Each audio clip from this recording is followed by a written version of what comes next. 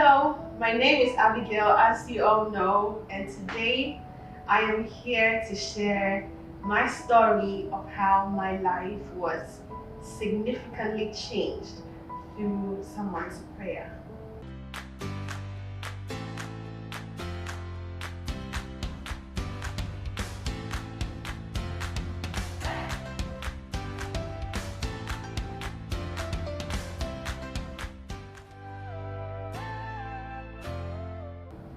So, when I was in uni, I went to University of Ghana for my undergrad studies, and I think this was in my second year.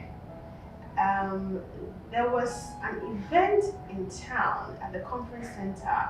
I can't remember the specific event, but it was a pageant, I think, and it was a thing at the time for all of us to go out of campus, attend the event, So I went with a friend of mine. I won't mention her name because she hasn't asked me to say it, but she's a doctor now. And so we went together, and the event ended very late. So we started heading back to campus from the conference center around 3 a.m. So we were among a number of other students who were also, and other, maybe not students but some other people, but mostly students who were all trying to come back to campus. And it was difficult at that time to get a taxi back to campus. So I remember we were at the bus stop, and when a taxi came, a lot of people just try and rush, and whoever was lucky to get into the taxi did.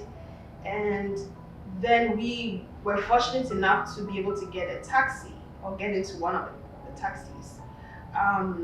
My friend sat in front and I sat in the back seat. As soon as I sat in the car, first of all, 3 a.m. So my antennas were slightly up, not too much, but slightly up, just to make sure that we're safe, everything. And I realized that at the back there were I don't know, it's car rings, and there were about like 4 or 5 of those at the back. So I was like, why is this here? But anyway, I didn't think anything of it at the time. And so we started going, and for those of you who know Accra streets well, we were on the main road heading towards 37. But when we got to around Christ King, he branched, because he could have just gone straight coming to campus, but he branched to the right, and that's getting to the switchback road. And we know how that place ordinarily is quiet, not to talk about around 3 a.m. And so he gets to the intersection, still on that road, but the intersection that could lead you to the switchback road. But we don't go onto the switchback road. He still keeps going forward, and then he stops. I think there were people at the time. Sorry, that's the place where the cane, those who use cane to create furniture, etc. They, around that side. And it was dark. The street lights were. I don't think there were street lights even. There was a few street lights, few and far between. And so he stops, and his before he stops, the car like kind of starts jerking off a sword, and his excuse at the time is that he thinks his light is worrying him. That's what he said.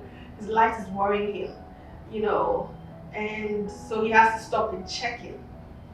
And then so because when he stops, it's a bit dark, it's quiet, no cars. I'm like, so then my antennas go up even more, and I am looking around because I've heard stories about people are rich with armed robbers, or once you stop the car they come and attack you, etc. So I was just really like looking around because my friend was just chilling in front.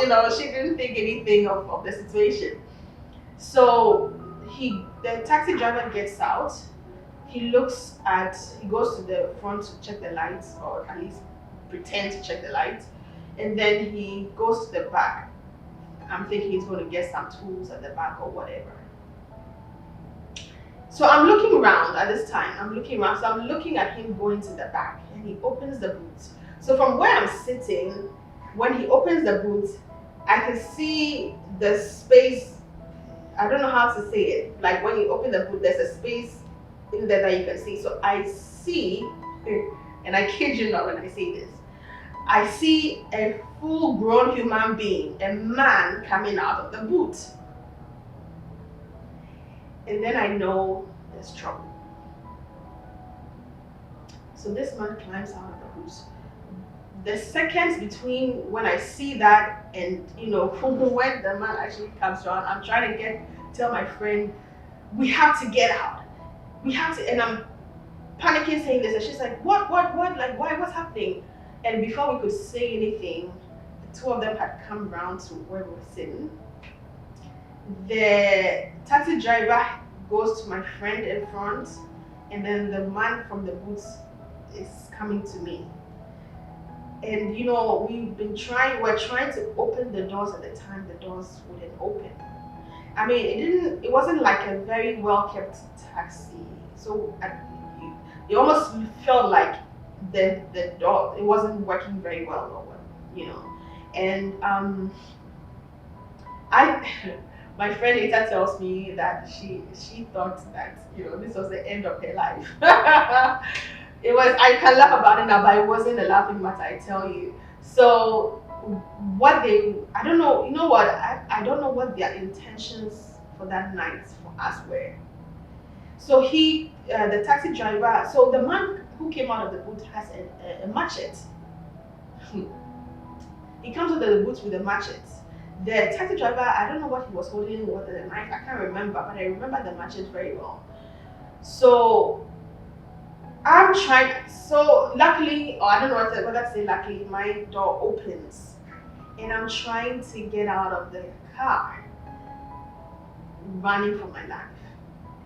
But this man is already at the door and he hits me because I try to get out, but he hits me, and it's gravels where we were parked at, and right by where we were parked was a gutter. It wasn't too big, but it was a bit, So he hits me and I fall. I'm trying to still run. I get up and I'm still trying to run, and he hits me. So he hits, I don't know whether it's hand or his belt, and it hits me again and I fall again. And I didn't care about the fall. I just and I didn't even realize I was screaming. Later on, some people told me that. But I'm just screaming and running, and somehow I managed to run away from this man. I don't even know how I escaped him and the machete. My friend later tells, because I don't know, at the time I'm not processing what is happening to her. She still tells me to this day that I ran away and left there, but that wasn't the situation. So she tells me that she was trying to open her door. It didn't open, so she tries to crawl out of the window. But then again, this taxi driver too is there. I don't know what he did with her or whatever, but she also ran. She just saw me running and screaming, so she's running and screaming. What I do remember is just before I start to get up after the second hit, right? I remember that all of a sudden, I don't know what happened, but all of a sudden, these two men were not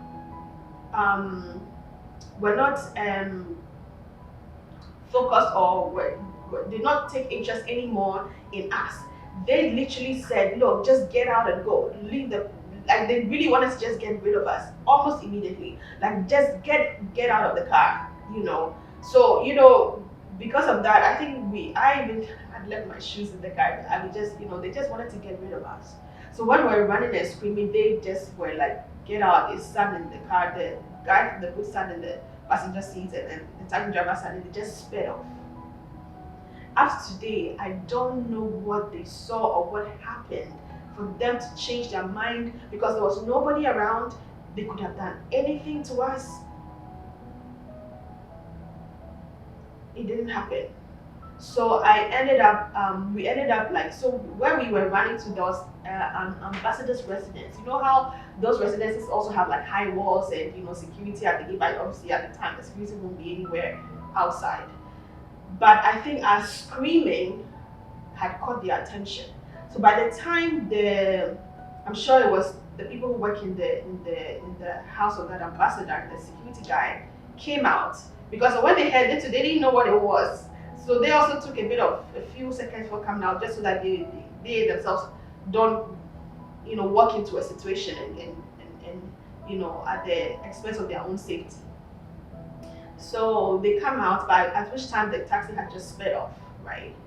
And my friend and I are so distraught, like we are crying, we are screaming, we don't, and so they try to calm us down, and what happened, and we try to narrate, and they asked us if we get the number of the car. We said no, like with everything happening, we couldn't, So they try to calm us down, and so we're there for a few seconds because we're not trying to figure out how we're going to get out of there, get back to campus. We're so frightened to take another taxi. We were just so distraught.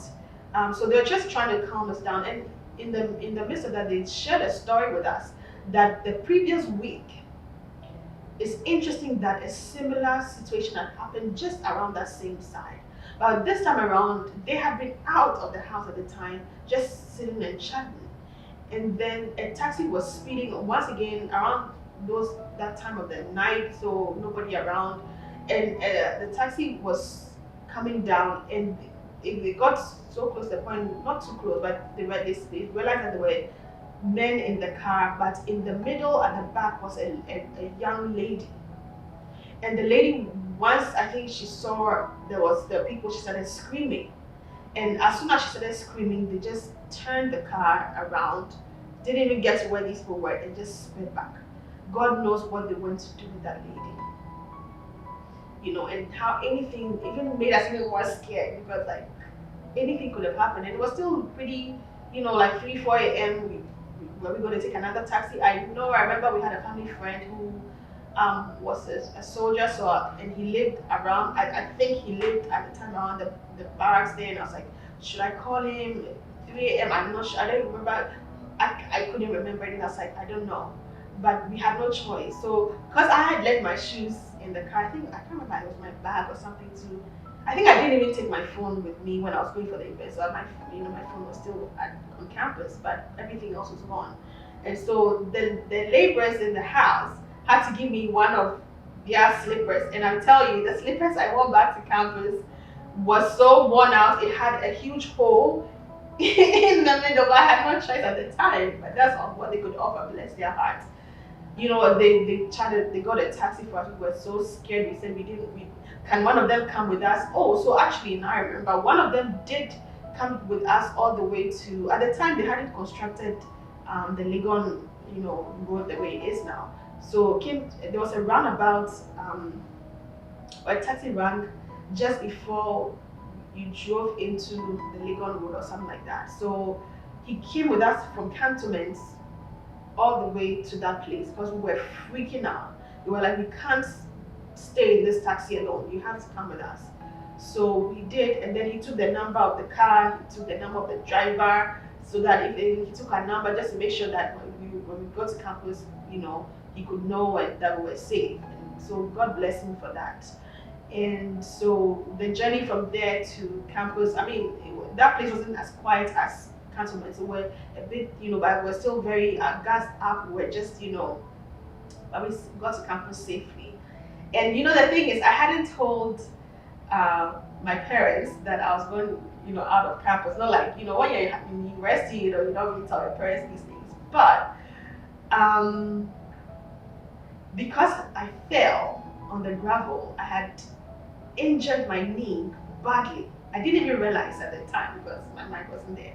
I had injured my knee badly and had to be taken to the hospital. Well, not that night. That night I got back to my room on campus, just put my stuff, like I just sat down. And so one of my roommates later on was saying that, when I came back to the room, she sensed there was something off because, and then she saw the slippers that I had with the holes. She was like, hold on, but she was sleepy, so she wasn't really just digesting everything at the time. So it was in the morning that I shared my story, and I had injured my knee badly. It actually had to be stitched, so I had to go to the hospital. Obviously at that point, but I think my hospital card was at home and stuff. My parents had to know, so I had to call home. And it was my dad and my brother who were home. So this is where the miracle story comes in. My mom wasn't home at the time. My mom was at a prayer camp that whole weekend. She was at a prayer camp. So, and my mom is a strict one, so I was a bit scared, like when she comes to learn about what happened, what she's gonna say. But anyway, my dad and my brother took me to the hospital. I had to be stitched, like it was painful, but I had to narrate the story to them, everything. And then my mom comes back, I think on the Sunday. No, actually Sunday, that same day, because my dad called her, and this one, so she left and she came down. I think I went to this happened Saturday evening, Sunday dawn. Sunday, I was in the hospital to get stitched on my knee, and then my mom came, I think, later on that day. And she said that the reason why she had even rushed down was that at that same time that situation happened to me, because I think she asked me what time it was. So at that same time, she got a strong prompting to pray for me. She doesn't know what happened. She just said she just got such a strong prompting to pray for me. So she was praying for me. So when my dad called her that Sunday to tell her what happened, she was shocked and she came down. And